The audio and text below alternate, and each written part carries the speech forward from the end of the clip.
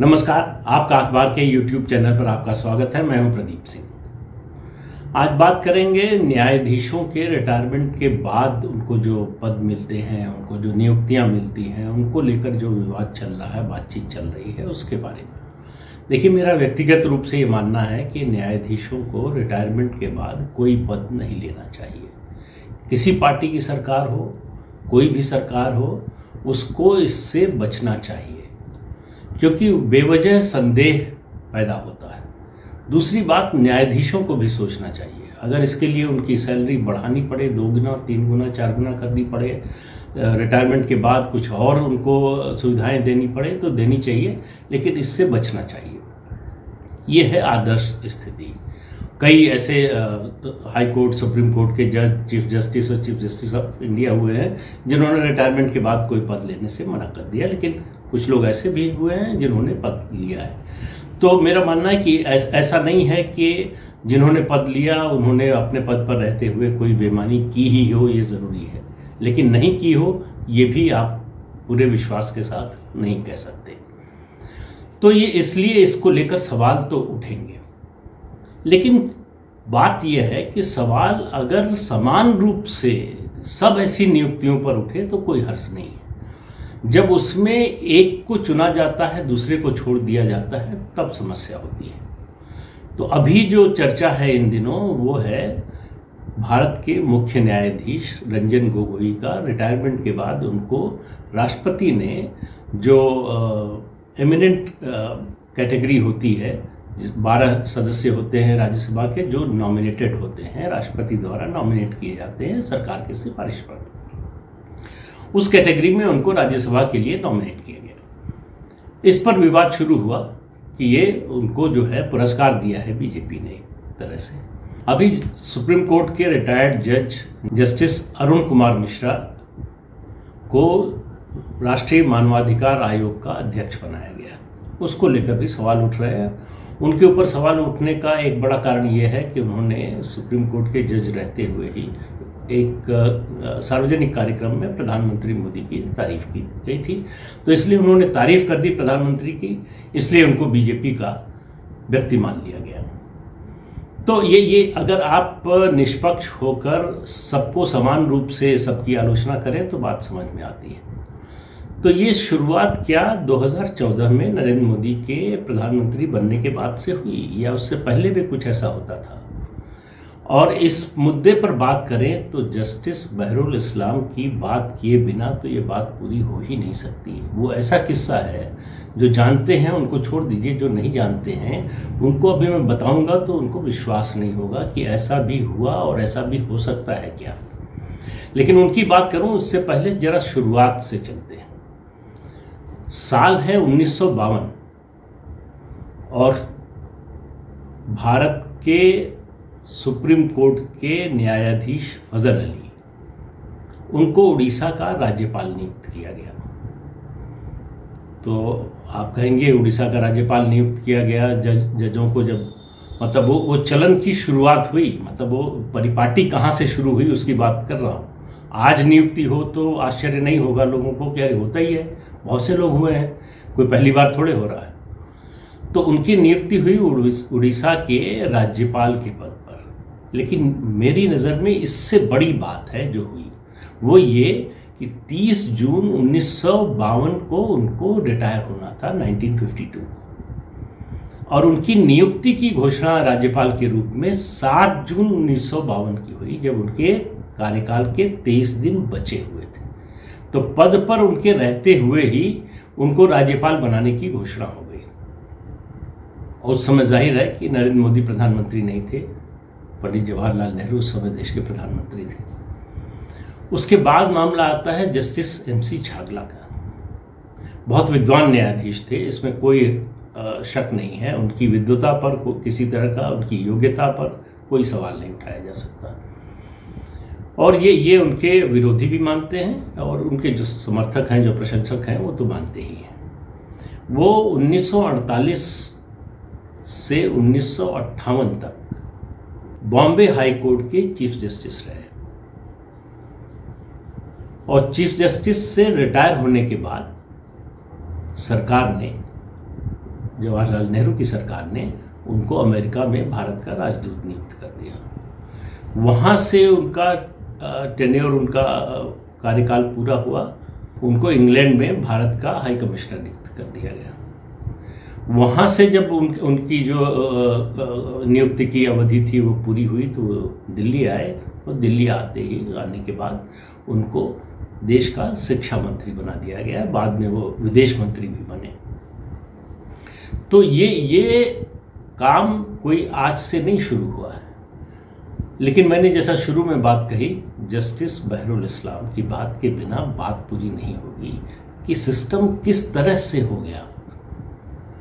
आप देखिए, 52 से शुरू हुआ, 58, 59, 63, 66 तक चला ये सिलसिला।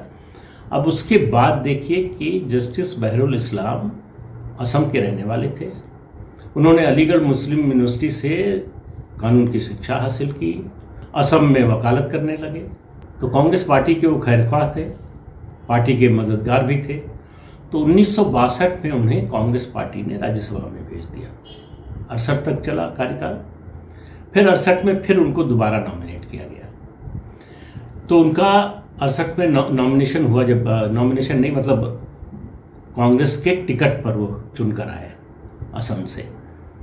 तो उनका कार्यकाल था 1974 तक, लेकिन 1972 में उन्होंने इस्तीफा दे दिया। और इस्तीफा देने के बाद उनको गुवाहाटी हाई कोर्ट में जज बना दिया गया। अब आप देखिए, सीधे पार्टी के सांसद से हाई कोर्ट का जज, ये यात्रा देखिए। लेकिन मामला यहीं तक नहीं रहा। 7 जुलाई 1979 को से 1 मार्च 1980 तक वो गुवाहाटी हाई कोर्ट के चीफ जस्टिस रहे। वहाँ से फिर रिटायर हो गए। रिटायर होने के अब वो 1980 मार्च में रिटायर हुए थे, और उसी समय मार्च में ही लोकसभा के चुनाव हुए और इंदिरा गांधी सत्ता में लौट आई थी। तो इंदिरा गांधी के वो बहुत करीबी थे, उनके खास थे। तो रिटायरमेंट के बाद 9 महीने बाद 4 दिसंबर 1980 को उनको सुप्रीम कोर्ट का जज नियुक्त कर दिया गया। मैंने बहुत खोजने की कोशिश की, जानने की कोशिश की कि क्या कोई और दूसरा ऐसा उदाहरण है कि हाई कोर्ट का चीफ जस्टिस रिटायर हो गया हो, रिटायरमेंट के बाद उसको जो है सुप्रीम कोर्ट का जज बनाया गया। तो मुझे तो नहीं मिला। आपको मिला हो तो मुझे भी बताइएगा। तो उनको, लेकिन बात फिर कह रहा हूँ, यहाँ यही नहीं रुकी। उनको सुप्रीम कोर्ट का जज बना दिया गया, और सुप्रीम कोर्ट का जज बनने के बाद उन्होंने जो सबसे महत्वपूर्ण फैसला दिया, शायद जिसके लिए उनको बनाया गया था जज, मैं ये बात केवल सर्कमस्टेंशियल एविडेंस के आधार पर कह रहा हूँ, मेरे पास कोई कानूनी साक्ष्य नहीं है, लेकिन 2 चीज़ों को जोड़ लीजिए तो आपको भी समझ में आ जाएगा। उनका सबसे महत्वपूर्ण फैसला था बिहार के तत्कालीन मुख्यमंत्री जगन्नाथ मिश्रा को अर्बन कोऑपरेटिव बैंक के घोटाले में आरोप से बरी करना। उन्होंने उनको सारे आरोपों से बरी कर दिया। उनके ऊपर मुकदमा चल रहा था, बड़ा घोटाला हुआ था, उसमें उसकी बड़ी चर्चा थी उन दिनों। तो उनको बरी कर दिया।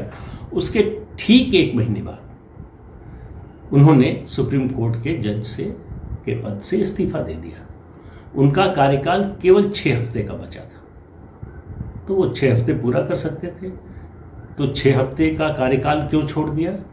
उन्होंने इसलिए छोड़ दिया कि उन्होंने जब इस्तीफा दिया 13 जनवरी 1983 को, और 6 हफ्ते उसके बाद 6 हफ्ते बाद उनको रिटायर होना था। 13 जनवरी 1983 को उन्होंने इस्तीफा दिया। तो क्यों दिया? 19 जनवरी आखिरी तारीख थी विधानसभा चुनाव के लिए नामांकन भरने की।